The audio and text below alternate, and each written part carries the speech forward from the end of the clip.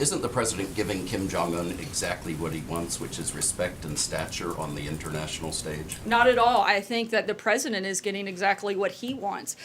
He is getting the opportunity to have the North Koreans actually denuclearize. Look, you have to remember, nothing is changing from the United States position. We're going to continue the maximum pressure campaign. We're going to continue working with our allies and partners to do that, and we're going to continue to ask them to step up and do more. Nothing is changing from our side when it comes to this conversation. There's no guarantee this will be any more than a photo op. Kim Jong-un gets his equal footing, in his view, on the world stage with the leader of the free world, and the president gets nothing. Yeah, I definitely don't think that the president's getting nothing when we've already said, and frankly I've said it many times since walking in here in the last 10 minutes, that the president will not have the meeting without seeing concrete steps and concrete actions take place by North Korea. So the president would actually be getting something, and frankly the world would be getting something. If we can get to a place where North Korea is denuclearizing, that is a massive step, and it's something that will make the entire globe much safer. And even President Moon has said that this is because of the leadership of President Trump. And one softball question, which is, and I apologize for that, which is, given the economic news and the North Korea news, what words would you use to describe the president's mood right now? The president's in a great mood. The president's been in a great mood because we've had not just a successful couple of days, we've had a successful year, and we're very focused on making sure we have 7 more. Sarah, thank you. Top officials at the White House and the Pentagon seem to be taken by surprise by the announcement. Was this done in a haphazard way? Not at all. As I said, that this has been part of an ongoing campaign that's been going for over a year. And just because some of the individuals that they regularly leak to the press weren't involved in the conversation doesn't mean that the appropriate parties that lead those agencies were not in the room and not part of that discussion. The president came here to the briefing room, though, before reaching out to the president of China. Is that appropriate? Should we not have reached out to his international partners first before making the announcement here? Look, we've had ongoing conversations with leaders across the world. The president simply said there would be an announcement. He had several conversations with world leaders both last night and today. Are you aware he would make this decision beforehand?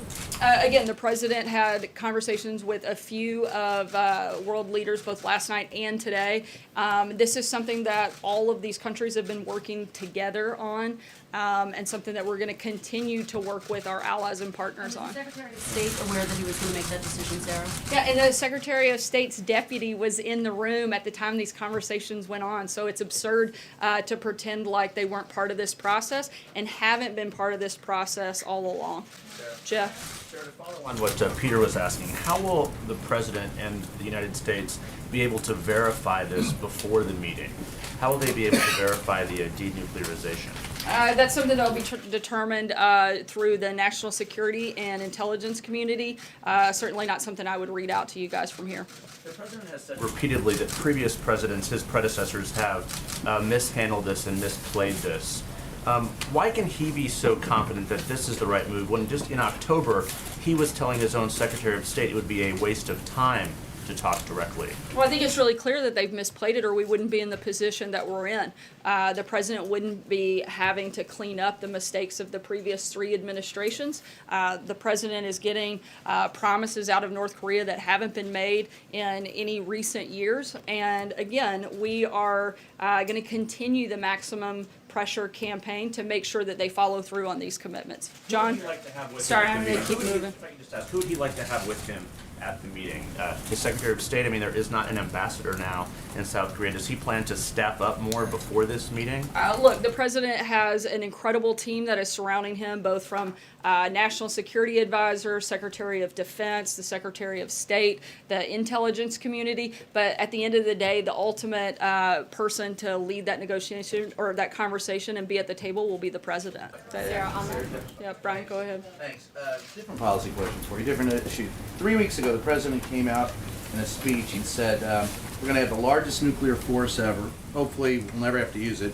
We're going to be so far ahead of everyone else in nuclear like you've never seen before, far in excess of anyone else. And as far as disarmament, he said, we won't lead the way. We will go along with them. The day after that, OMB Director Mulvaney came in here and said that you all were going to spend close to, or proposing to spend close to $50 billion to upgrade and enhance the nuclear arsenal. Week after that, the president or the head of Russia came out and said he has a first strike weapon.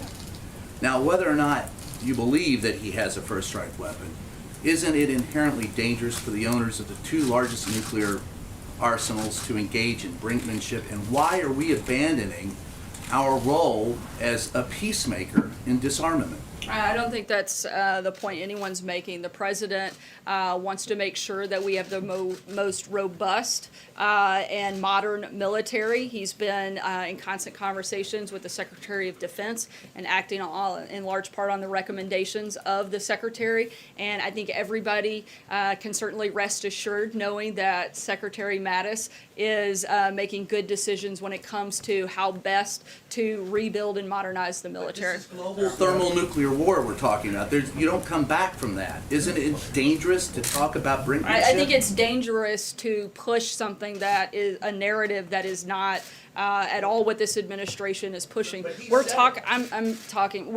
about the safety and security of this country. We're talking about making sure we have the strongest military in the world so that we can operate from a place of strength, and that's what we're doing. John. Thanks a lot, Sarah. The North Korean government has made promises before. They've reneged on those promises in 2 prior administrations. What's different now? Why should we trust Kim Jong-un now? Again, because the United States is going to continue that maximum pressure campaign. We are making no concessions, and we are not going to move forward until we see concrete and verified actions taking place by North Korea.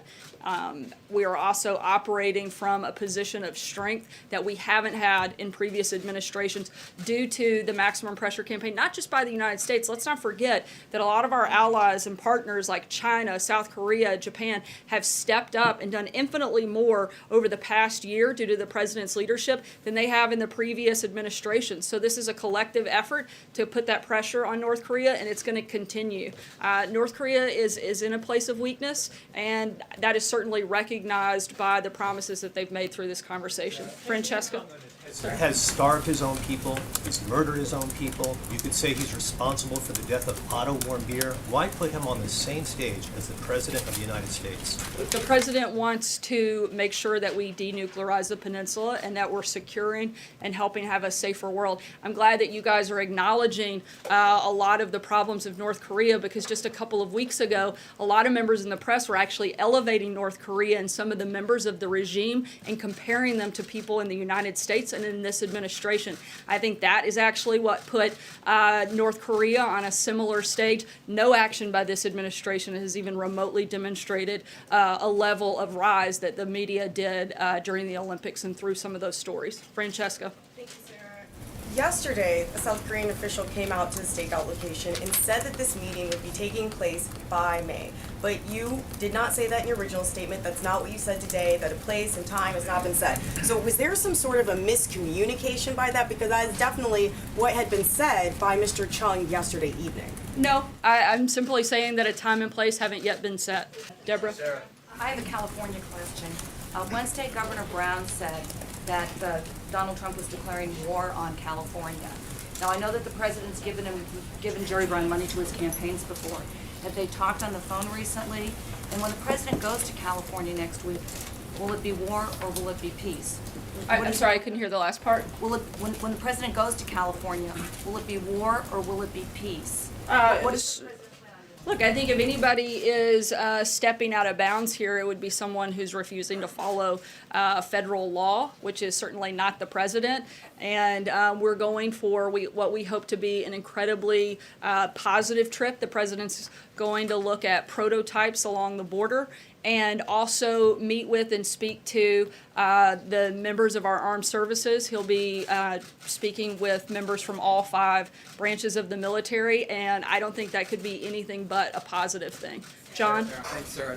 Quickly on North Korea, what specific steps is the president taking to prepare for this major summit with Kim Jong-un? Look, the president has been preparing for this for quite some time. In his regular briefings with the intelligence community, with his national security team, he's going to continue doing that, and with other subject matter matter experts, but also the president is, I think, the ultimate negotiator and deal maker when it comes to any type of conversation, as I think is reflected in Senator Graham's statement, and we feel very confident where we are. Thanks so much, guys. Have a great weekend.